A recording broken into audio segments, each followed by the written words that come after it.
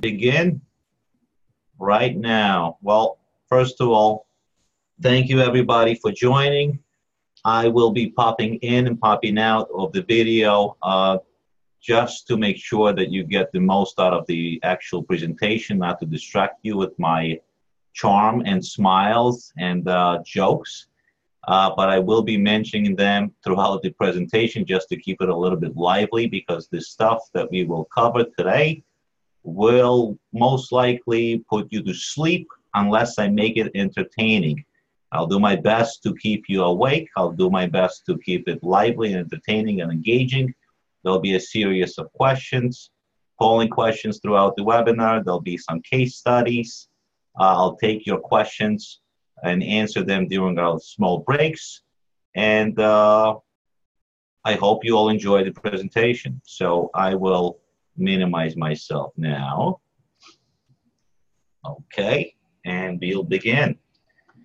All right, well, first of all, good afternoon or good evening, everybody, and thank you once again for joining today's webinar on the most fascinating and most talked about topic within the past month on the Tax Cuts and Jobs Act of 2017, What's in It for You? I love the title. I came up with it myself.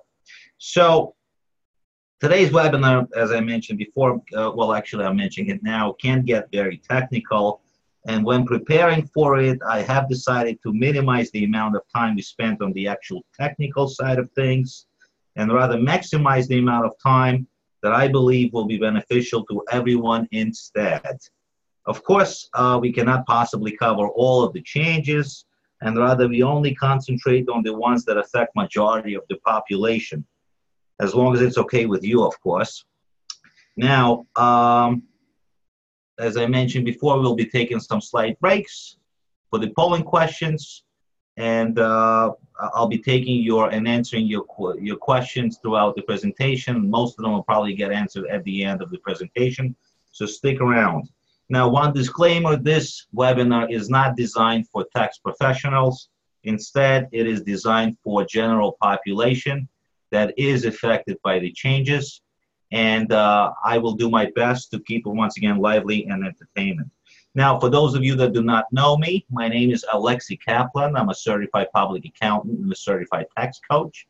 I'm also a proud owner and founder of A. Kaplan CPA, my firm.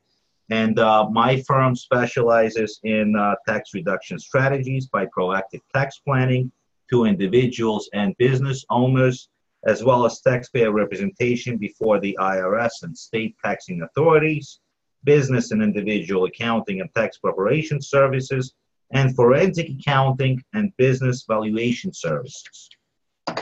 So, number one mistake that people make generally is failing to plan. And as Chief Justice William Reinhardt once said, that there's nothing wrong with a strategy to avoid the payment of taxes. The Internal Revenue Code does not prevent that. Before we go any further, I need to share one very important rule that has to do with your taxes and has nothing to do with the tax code itself. This rule is very well understood by the wealthy people, and they use it to limit their tax liability, the 1%ers. But I assure you that it is available and possible to almost everyone. This rule is very simple. To lower your tax liability, you must plan ahead of time. Proactive, the word itself, according to the dictionary, it's an adjective that is used to describe a person, policy, or action, and it means creating or controlling a situation by causing something to happen rather than responding to it after it has already happened. The biggest mistakes that most people make when it comes to taxes is failing to plan, and by failing to plan, you are planning to fail. Now, I don't care how good you and your tax preparer is with a stack of receipts on April 15th, but if you run your own business and you didn't know you could use a medical expense reimbursement plan to write off your kids' braces as a business expense, there's absolutely nothing we can do. That rule of planning is just as true when it comes to this new tax law. If you run your own business and you didn't know how to structure your salary to maximize your qualified business income deduction, it's too late to fix that problem. Now, we'll talk more about the qualified business income deduction in more details in a couple of minutes. But let me ask you this. What do you really want and expect from your tax professional? Do you just want to know how much you'll owe under the new law? Or would you rather know how to pay less in taxes and keep more under the new law? Good question, right?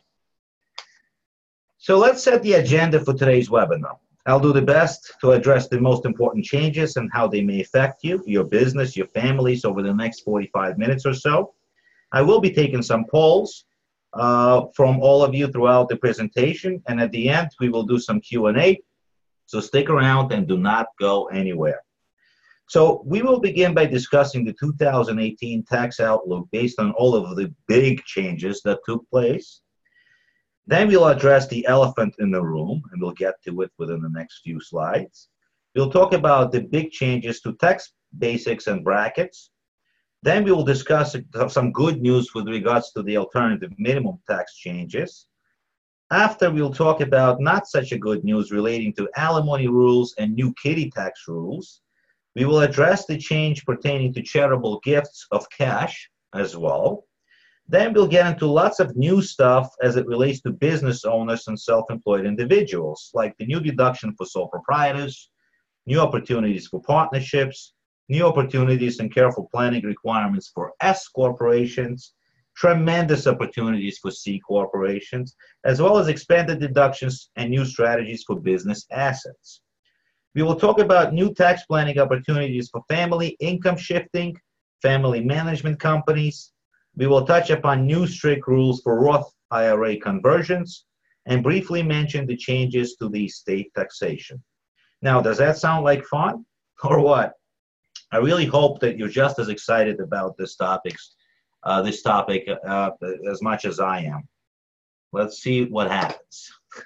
So the 30,000 feet view of the outlook of the big changes. Now, if you blinked, you might have missed it. Late last year, Washington passed the Tax Cuts and Jobs Act of 2017, which is the biggest tax overhaul in 31 years. The new law's main focus was on cutting corporate tax rates. Our old maximum corporate rate of 35% really was one of the highest in the world. And Congress thought that it made us less competitive abroad. And their obvious answer to this was to lower rates to attract business and investment here in the US of A. Of course, not all businesses operate as a taxable corporation, since over 90% of American businesses are actually pass-throughs, meaning their owners report their business income on their personal returns. So Congress wanted to cut taxes on those businesses as well. Finally, they wanted to cut rates for individual taxpayers. They understood it would be politically unpalatable to cut rates for the Fortune 500 companies without doing something for the people who actually work for them. So here's the challenge, though. Cutting all those taxes costs money. So Congress had to come up with pay-fors to make up for most, but not all, of the lost revenue. The 2018 budget resolution let them grow the deficit by $1.5 trillion over the next 10 years. They did it in two ways. First, they tightened or eliminated many of the deductions we've come to take for granted over the years, like personal exemptions, state and local taxes, mortgage interest deductions, and the like. And second, they scheduled most of the new benefits for individuals to expire at the end of 2025.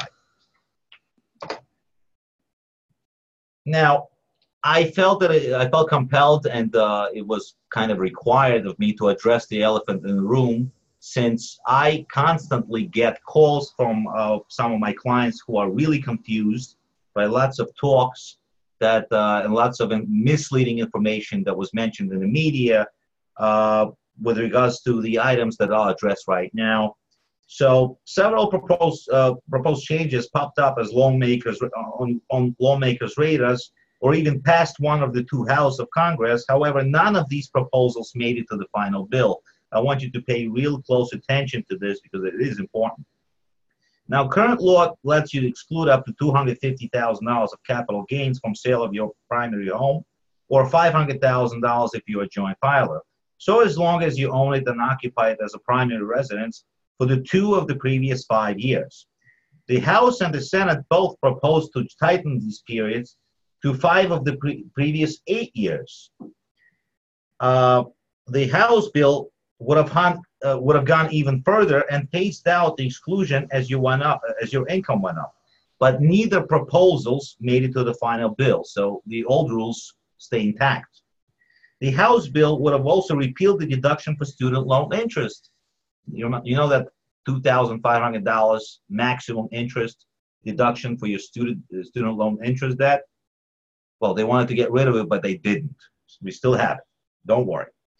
The House bill would have repealed the deduction for employer-provided adoption assistance, but they didn't. The House bill originally proposed to eliminate dependent care flexible spending accounts immediately. Then it proposed to wait until 2023 to drop the hammer. But the final bill leaves those accounts intact. We still have them. Both houses were rumored to be considering lowering the deduction for 401k contributions, but that did not pass. The House bill would have eliminated $250 deduction for educated expenses to all the teachers out there, but the Senate bill would have doubled it, but neither provision made it to the final bill. Now, I'm talking about splitting the difference, huh? The House bill would have repealed the $7,500 electric vehicle credit. They didn't. And the biggest thing that House was proposing to do was to make changes to the way you sell and treat the sales of stocks or bonds or mutual funds. So when you sell a stock or mutual fund from a taxable investment account, you have different shares and different cost bases.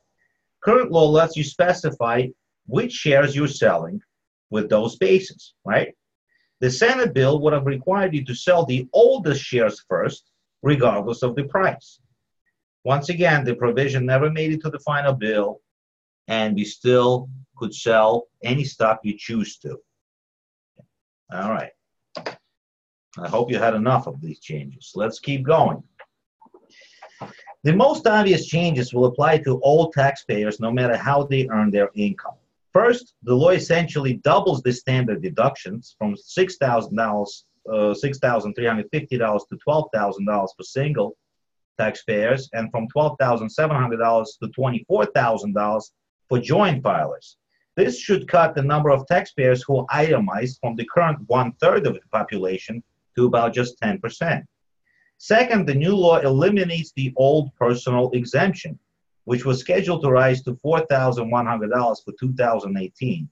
And this will obviously blunt much of the benefit of the higher standard deductions, especially for families with children. The law limits many popular itemized deductions too. Write-offs for state and local income taxes, sales taxes, property taxes are limited to just $10,000 per year, regardless of how much you actually pay.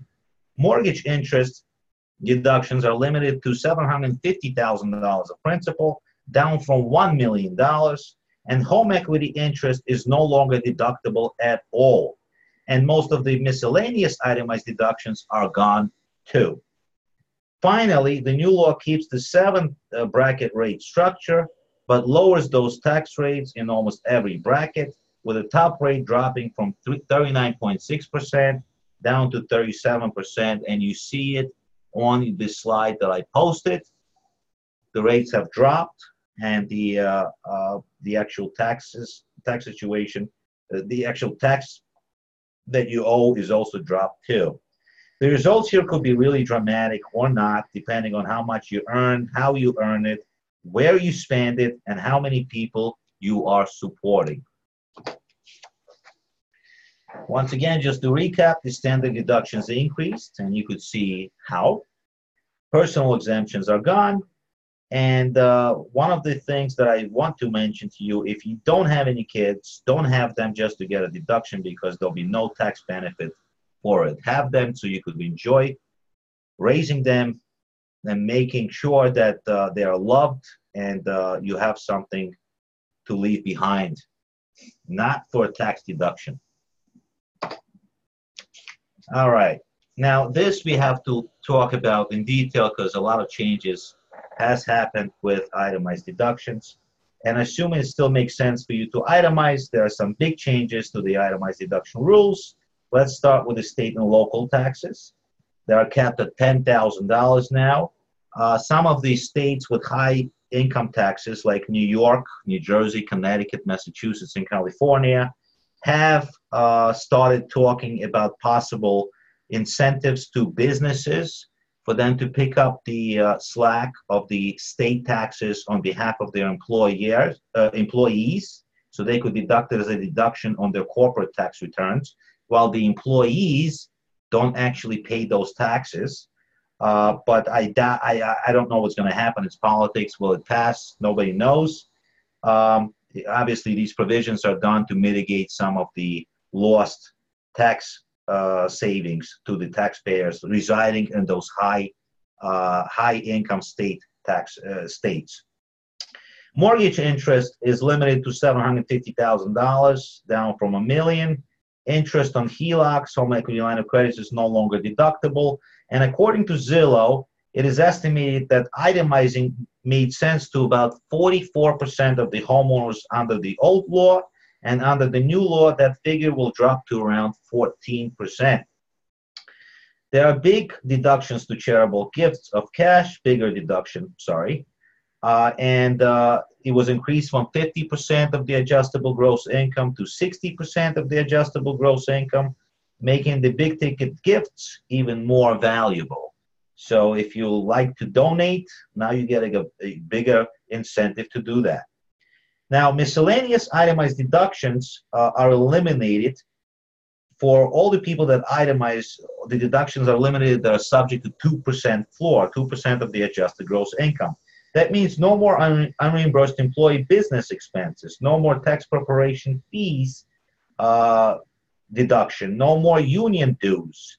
That's a big one. And no more IRA custodial fees, no more investment expenses. Honestly, if you spend a lot of your own money on your employer's behalf, it probably makes sense for you to consider reclassifying your relationship and become an independent contractor instead.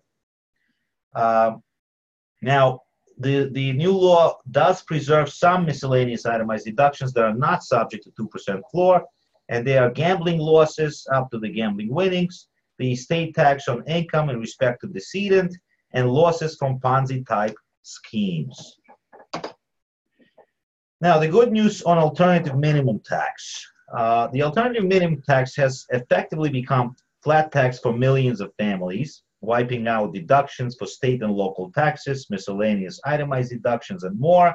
The Tax Cuts and Jobs Act raises the AMT exemption from $54,300 to $70,300 for single taxpayers, and from $84,500 to $109,000 for joint filers. It also raises the phase-out for that exemption from $120,700 to $500,000 for single taxpayers, and from $160,900 to $1 million for joint filers. Now, this should significantly cut the number of taxpayers snared in a trap, of course.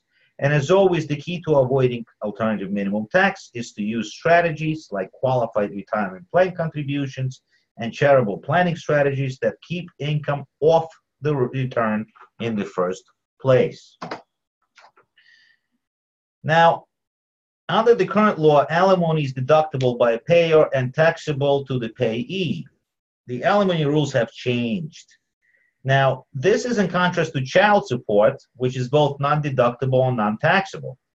The 2017 tax law grandfathers in the old rules for 1 more year, then ends this treatment for divorces and separation agreements entered into after December 31st, 2018. Existing agreements will be grandfathered in unless you specify you want the changes subject to the new rules. So let's just recap. The alimony will change starting in 2019. There will be no effect on existing arrangements, and starting December 31st, 2018, alimony will not be deductible by the payer and or taxable to the payee, just like child support. This may make divorces harder for spouses with unequal income because the IRS will not be subsidizing the difference between the higher tax and lower tax spouses' tax rates. Now, do you know why divorces are so expensive? Because they're worth it. Now, another big change is to moving expenses. The deduction for moving expenses is eliminated completely, with the exception for active duty military personnel moving pursuant to a military order and incident to a permanent change and station. Now, all the other things, IRA contributions, half of self-employment tax, self-employed health insurance, self-employed retirement contributions, student loan interest, they all stay the same. Kitty tax penalty. The kitty tax rules have long limited your ability to shift investment income to your kids by subjecting their unearned income above $2,100 per year to tax at your higher rates. And this had to do with dependent kids under the age of 19 or dependent full-time students under the age of 24.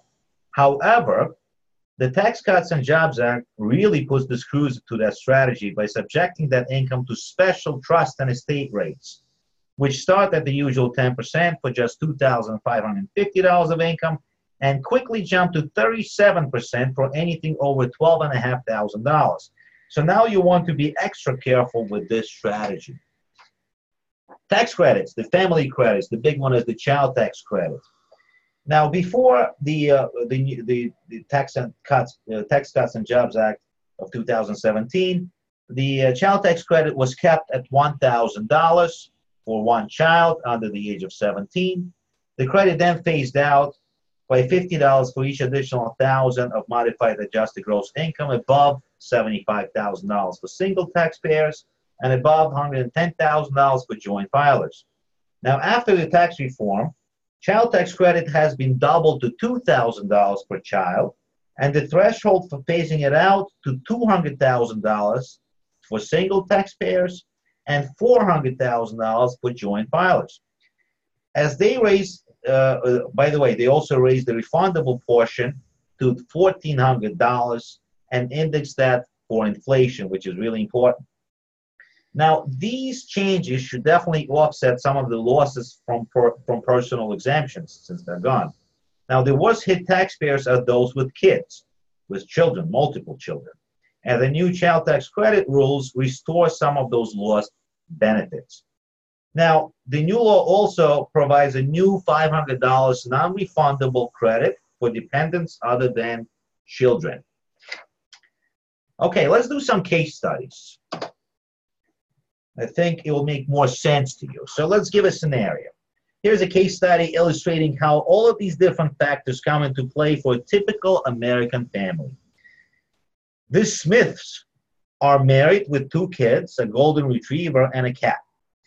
Mr. and Mrs. Smith each make $50,000 per year working in their neat and cozy cubicles at some corporation. They pay $12,000 per year in mortgage interest and $12,000 per year in property tax. They are living the American dream, right? So let's take a look what happened. The column in the middle, 2017, they made $100,000. It was worth it for them to itemize, so they used the $24,000 itemized deduction. They had 4 personal exemptions at $4,050, total of $16,200, making the total taxable income of $59,800. And the tax before credits on that amount is $8,038. They had 2 kids, $1,000 each. That's $2,000 additional child tax credit. So the total tax on the amount of earnings based on their current situation in 2017 was $6,038. Now, if you apply new rules, same income, but now they're capped at $22,000 if they were to itemize, because the $10,000 for property taxes is the maximum they could use. So now it's worth it for them to use a standard deduction, which is $24,000. They lost all of their personal exemptions, making their taxable income of $76,000 compared to $59,800. That's $16,000, over $16,000 difference. The total new tax at reduced rates on $76,000 is $8,739. But then the child tax credit has been doubled, so they're getting $4,000, making the total tax due of $4,739. The difference between the 2 years and the changes in the law is about $1,300 or $350 a day. Of course, it beats paying more, but nobody's is planning to get rich in that amount, right? Let's take a look at another example. Retired couple. All right, so retired couple, Joneses, let's call them Joneses. They're married, enjoying their golden years with grown kids and a good sense of not to own any pets so they could travel. They draw $60,000 in pension income and $20,000 in taxable Social Security benefits from when they worked at the corporate America. They pay $12,000 per year in property taxes. So let's take a look what happened. $80,000 is their income. They used the standard deduction in 17 because it was not worth it for them to itemize. 12.7, they had 2 personal exemptions, $8,100. Taxable income is $59,200. Total tax, $8,052. No other credits. So that's what they paid, $8,052. In 2018, they take a higher standard deduction of $24,000. They lost their exemptions completely.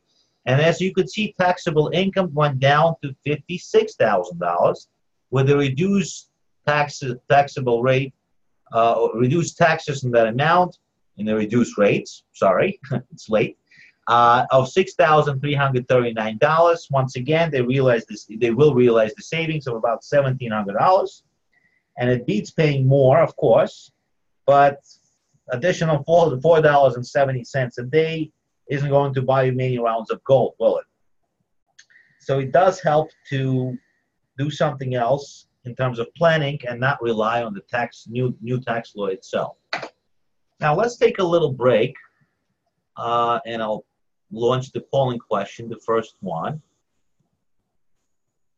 and take a sip of water. You could actually answer more than one question. In the meantime, I have a question that I'll answer that was posted. All right, somebody asked me, how does tax planning differ from what my financial planner and advisor does for me? Good question. All right, the good thing is financial planner and tax planner. Actually, let's turn the video. Hi. The tax planner and financial planner, the key word is planner. We both plan. We both plan for different things. Financial planner is responsible for planning ahead towards your retirement by possibly buying having you invest in a life insurance, annuities, or anything of that matter by pretty much planning for you to retire. With me, as a tax planner, I plan for you to actually realize the tax savings today so you can use it for anything that you want, even to use them for your investments with a financial planner, for whatever it is that is more beneficial to you. But my main strategy is for you to save and realize savings today and enjoy them today by using the IRS approved and court-tested strategies available in over 75,000 pages of United States tax code. I hope that answers the question. All right, and let's see on the poll. Cheers. I'm drinking coffee, as you could see. I'm going to close the poll in about 5 seconds and tell you the results. All right. So a majority of the people said, the question says, does the individual part of changes in the Tax Cuts and Jobs Act make more sense to you? And majority of you said, yes, I'm learning a lot of stuff that is starting to make sense to me now. Perfect. That's the idea. That's the idea. Let's move on, guys. All right. Tax changes on business entities. Now that we walked through the tax changes for individuals, let's talk about the changes for businesses. The first thing you need to know is that there are 4 different tax classifications for businesses. And there are sole proprietorships, partnerships, S corporations, and C corporations. Now, you may be looking at this list and thinking, wait a minute. My business is a limited liability company or an LLC. Where do LLCs fall on the list? The answer is that LLC is a type of entity formed under the state law, not federal, but state law. But it's not a tax classification. LLCs can actually choose to be taxed as whatever entity they want. As a single member LLC with just one owner, it is assumed to be disregarded and taxed as a sole proprietorship. But that same single member LLC can also elect to be treated as an S corporation or a C corporation. Likewise, a multi-member LLC with two or more owners will be taxed as a partnership. But those owners can also elect to be taxed as an S corporation or a C corporation. Although sole proprietorships offer few specific tax breaks, the Tax Cuts and Jobs Act of 2017 makes them potentially more valuable by categorizing proprietorship income as qualified business income and offering a deduction of up to 20% of that amount. However, careful planning may be required to take advantage of this opportunity, especially if it comes from specified personal services, or your taxable income is over $157,500 for single taxpayers or $315,000 for joint filers. Partnerships, there's a new deduction for partnerships too.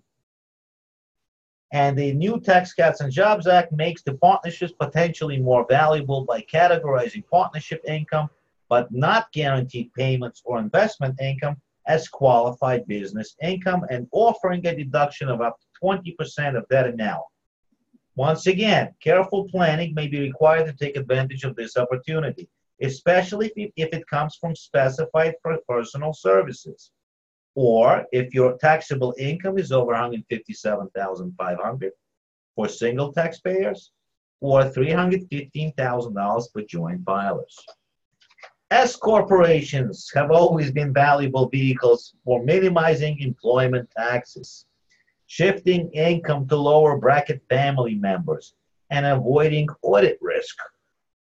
The Tax Cuts and Jobs Act of 2017 also makes them more potentially valuable by categorizing S corporation income, but not the W-2 wages or investment income, as qualified business income, and offering a deduction of up to 20% of that amount. Once again, careful planning has to be done. Now, I keep mentioning this, and I could also talk about the qualified business income in a completely separate webinar that will probably last 3 days. And it's so new that IRS has not even published the regulation on it whatsoever. So, but the assumption there is what I just mentioned, and I think we'll leave it at that assumption for this webinar. Now, the C corporations. There's a tremendous opportunities for C corporations. The Tax Cuts and Jobs Act made the most significant changes to C corporation tax rules in a generation, primarily by slashing rates to a flat 21% down from 35%. That was probably the main reason of this reform, is for C corporations to benefit from a lower tax rate. It also eliminates the old personal service corporation rules that tax those businesses that are flat 35%, which is great for personal service corporations like attorneys, accounting firms, architectural firms, and such. Now, these changes open up to all sorts of income shifting opportunities, but you do need to plan for them and consult with your trusted tax planner or a certified tax coach like me. Let's talk about corporate rates, and then it'll start making more sense. For 2017, the corporate tax system has 3 statutory rates. The 15% on the first $50,000 of income, 25% on the next $50,000 of income, and 35% on anything above that. However, the tables phase out the benefit of the lower 50 and 25% rates as the corporation's taxable income goes up. So what we actually ended up with was a ridiculous 8-layer cake that repeated the 34 and 35% tax brackets twice as you moved up the ladder. And you could see it on your slide to the left. For some reason, this was not complicated enough, so the code offered few more hurdles to jump through. Personal service corporations engaged in accounting, architecture, consulting, engineering, healthcare, law, and performing arts paid a flat rate of 35%. The goal was to keep the personal service professionals from avoiding tax by leaving it inside their corporations. Personal holding companies are corporations with more than 50% of the value of the outstanding stock is owned directly or indirectly by five or fewer individuals, and more than 60% of their income is earned from passive sources like interest, dividends, rents, royalties, annuities, and the like, and they pay 20% penalty on tax on undistributed income. There was also 20% corporate alternative minimum tax. The goal here was the same as with the individual alternative minimum tax, to make sure that profitable corporations don't use too many loopholes to skate by without paying their fair share. Now, for 2018, they get rid of the personal service company flat tax and the corporate AMT. But the personal service company flat tax and the corporate AMT. Personal holding company tax is still there, and accumulated earnings tax is also there. All right, some big changes for depreciation expensing as it relates to acquiring assets for the business. 100% of qualified property you place in service after September 27, 2017, and between January 1st, 2023, is eligible for deducting and using at the time when you purchase it, within the year that you purchase it, without depreciating it. So you could write off the full 100% of that. After 2023, it goes down to 80%. 2024, it will be 60%. 2025, 40%, and 20% in 2026. Now, generally, qualified property means anything except real estate and land improvements. There were some expanded deductions for buying business vehicles also. You can choose two different methods for deducting business, car, and truck expenses: the actual expenses or the mileage rate. The right choice can definitely add up thousands in deductions and easily justify record-keeping requirements. And the Tax Cuts and Jobs Act of 2017 raises depreciation deductions on passenger vehicles to $10,000, up from $3,500 in year one, and $16,000 in year two, up from $6,000. The new depreciation limits means that buying rather than leasing may give you a bigger deductions up front. However, you're also likelier to owe tax on the recaptured portion of depreciation when you go to sell that vehicle. There are some new strategies for business assets as well. By segregating business assets such as equipment, vehicles, and real estate in separate entities has always offered the potential tax breaks as well as the enhanced asset protection. The Tax Cuts and Jobs Act of 2017 makes this strategy potentially more valuable if your business assets can maximize qualified business income deductions. Something worth mentioning on business interest, and that is, of course, that if one hand gives, the other one takes. Traditionally, businesses have been able to write off the unlimited amount of interest they use to finance an asset. We just talked about depreciating, right? You may have heard that the new law limits deductions, deductions for those business interests, and that's true, but those limits aren't likely to affect most of you. For starters, the limits don't apply unless your business averages $25 million in gross receipts. Even then, if you could still deduct interest up to whatever amount of whatever amount of interest you earn, plus 30% of adjusted taxable income, plus any floor plan interest you pay to finance your stock. And finally, you can carry forward any disallowed interest deduction as long as you need it. Domestic production activity deductions is gone. I'm not going to cover this. Business entertainment, bottom line is it's gone. It's gone. There's no more business entertainment expenses, with the exception of half of meal costs that can be deducted for meals to employees provided via internal eating facilities. So if you have a kitchen inside your business that's available for your employees and you pay for their lunches, guess what? Only 50% can be deductible then. Net operating losses. The new law makes 3 changes to net operating loss rules. Number one, the 2-year carryback period is gone. It used to be you could carry back 2 years, carry forward 20. Now the carry forward period is not limited to 20 years anymore. And you could carry forward for a limited number of years, but you could only deduct up to 80% of that year's taxable income. Let's do another case study. Let's go back to Smith families. They are married with 3 kids now. They had an extra kid, same dog and same cat.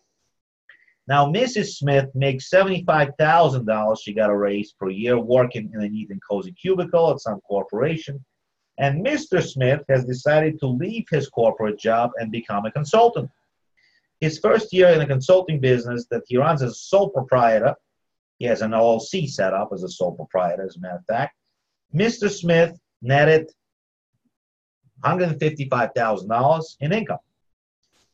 They pay $16,000 per year in mortgage interest since they decided to upgrade their kitchen and do some bathroom renovations and had to refinance their house and take out a larger mortgage, and still pay $12,000 per year in tax. Once again, they're living an American dream with some horrible tax planning or lack of it, and you'll know what I mean in a second. So let's take a look. 2017 column, the total income was $217,000, adjusted gross income, that is, because, and trust me, that figure is accurate. $217,910. They took an itemized deduction of $28,000. They had 5 personal exemptions of $20,250. The total taxable income was $169,660.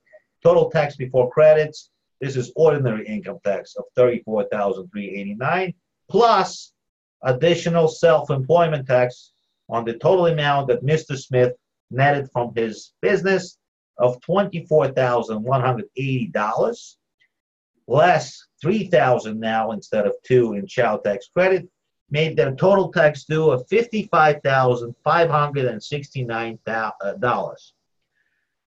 Applying the 2018 rules with the qualified business income deduction, the total adjusted gross income is $186,910. Just take my word for it. They're still itemizing they're taking a standard deduction now, or are they itemizing? 18, 16, 26. The number's a little off, I'm sorry. Yeah, but it's pretty accurate. They're still itemizing. And the total taxable income, $158,910. Taxes before credits, $26,839. Additional self-employment tax is the same. Double the child tax credit, making the total tax due of $45,000 from old to new. It's about $10,500 difference. Okay, so let's move to the next slide. Same scenario, but now Mr. Smith came to see me, and I did some basic tax planning for him. And as you could see on the right side of the column, and the left side, actually, let's do left side of the column first. The total tax due with some careful, simple tax planning reduced their tax liability by about $20,000, $22,000 for 17th scenario, and by another $20,000 or so for 18th scenario, right? That's with tax planning. The biggest savings here is obviously self-employment tax, and they were able to realize those additional over $20,000 of tax savings with careful tax planning, all because of me. Thank you so much, Mr. Kaplan. They love me. Let's move on to the next polling question. Let me launch it, and while I sip some coffee, and maybe I'll. Is there another question? Let's take a look. I'll answer some questions now. All right. Let's take a little break. I know it's a lot of information. Thank you for being patient. Let's see. You have mentioned qualified business income deduction. How do I know if I qualify? Does it matter if I'm a startup business? All right. Qualified business income deduction is a brand new deduction available to business owners of pass-throughs, not the C corporations, sole proprietors, partnerships, and S corporations. It is deducted based on by activity-based methods, activity by activity. You have to qualify for it. There are some strict rules for qualifications. I could spend a whole day talking about it. But it's definitely there. It's definitely there to promote business, small business, and definitely to benefit the 90% of the population that are engaged in a small business and have the pass-throughs as their vehicles to contribute to our society. I hope that answers it, but it's very complicated and some tax planning is required. Okay, now let's give it another few seconds for polling. You could select more than one choice, by the way. If you can, guys, before we move any further, and we're getting there, let me know what you think so far. Do you like it so far? Yes? Do you find it? Okay, good. I like that. Very nice. Thank you. Awesome. All right, I hope you're learning something. That's the whole idea. Tax planning is very important. All right, let me take a breath and let's keep going. Okay. I'm closing out the poll. And everybody says, I would definitely like to learn more about qualified business income deduction. Great. Contact me and we'll definitely do it. Awesome. Okay. So let's continue. Whew. New opportunities for family income shifting. Tax Cuts and Jobs Act of 2017 nearly doubles the standard deduction for single taxpayers to $12,000. Now, this creates even more opportunity to shift tax-free earned income to your kids by hiring them to work for your business or properties.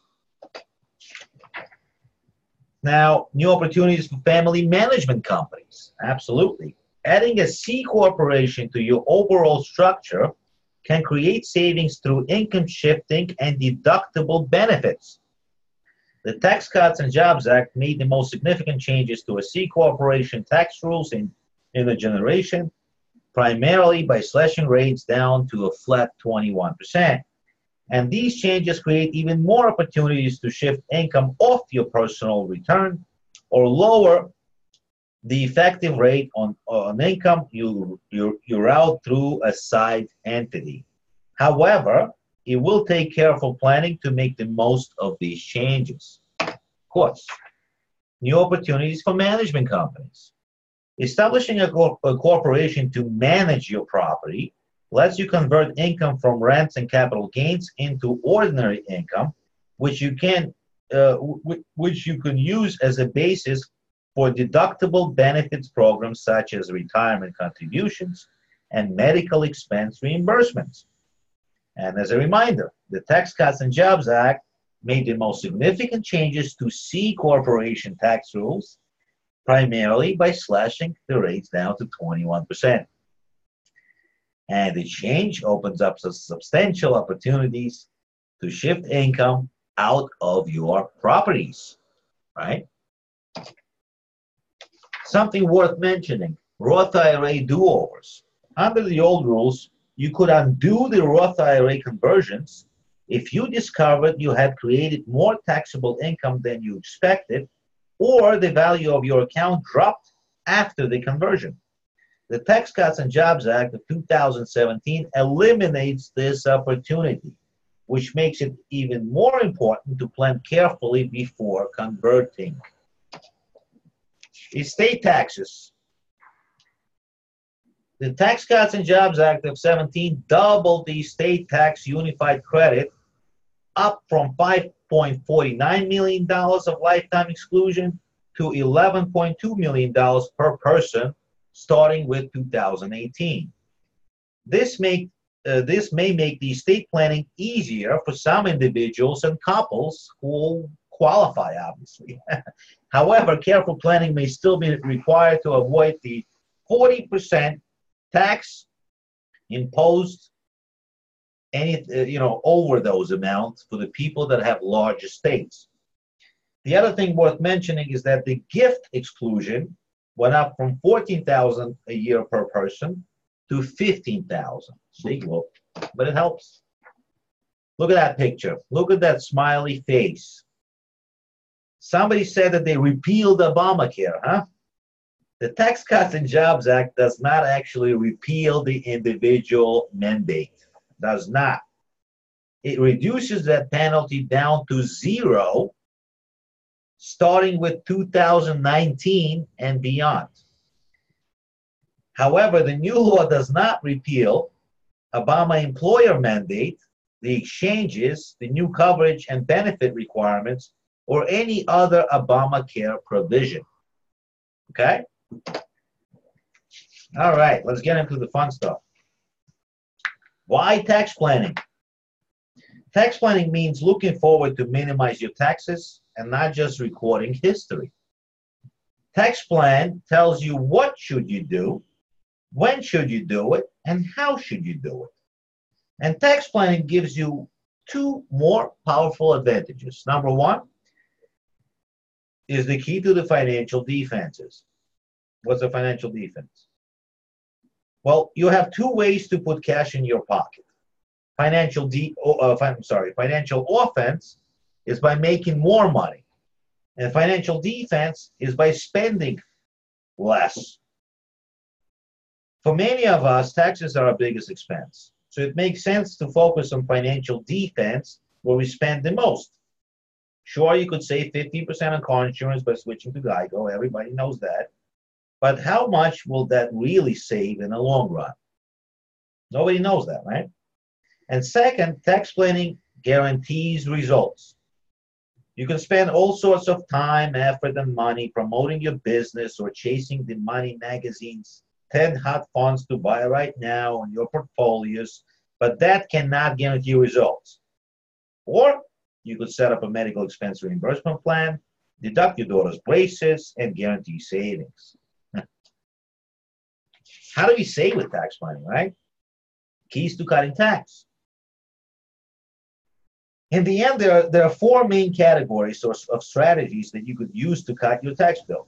Number one is the timing-based strategies, like using the 401k plan deferrals to shift today's tax bill to tomorrow. The income shifting strategies to move taxable income to lower bracket taxpayers, like your kids. Code-based strategies, like Section 105B of the Internal Revenue Code, that may let you deduct your family's medical bills as business expense. And product-based strategies, like separate managed accounts and insurance. Now, most of the new laws changes fall under the code-based category. Who needs it? Who needs tax planning? The short answer is everybody. Everybody who cares about themselves, their families, and their future. Former President Jimmy Carter called the Internal Revenue Code a disgrace to human race. Imagine that. But not everyone shares the same opportunities for tax planning. If your income comes solely from a job and your deductions are simple, you may not need the expertise of a certified tax coach like myself. However, if you fall into one of these three groups, you cannot afford not to benefit from strategic tax planning. If you own your own business, even a startup or a sideline business, it is the best shelter left in America. Are you taking advantage of every chance to pay less in taxes? If you own real estate is a great tax shelter and a foundation of countless family fortunes. Tax laws favor real estate to make housing more affordable. Does your tax pro understand how to make those laws work for you? Or are you missing little known but legal opportunities to pay less? Today's volatile markets prove that you cannot control whether your investments go up and down. But you can control how you pay taxes on those investments.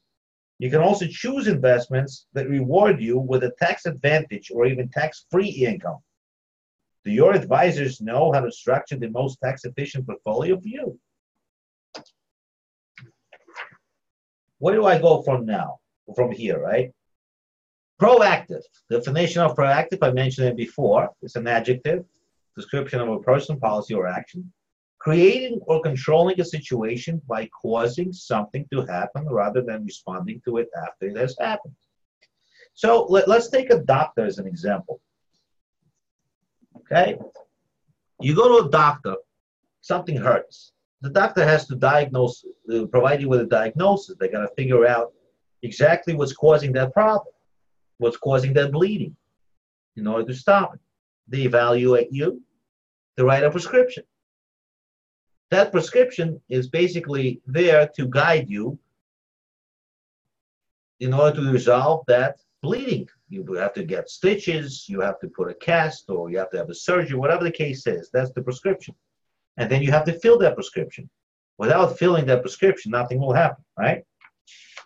Once again, the biggest mistake that most people make when it comes to taxes is failing to plan.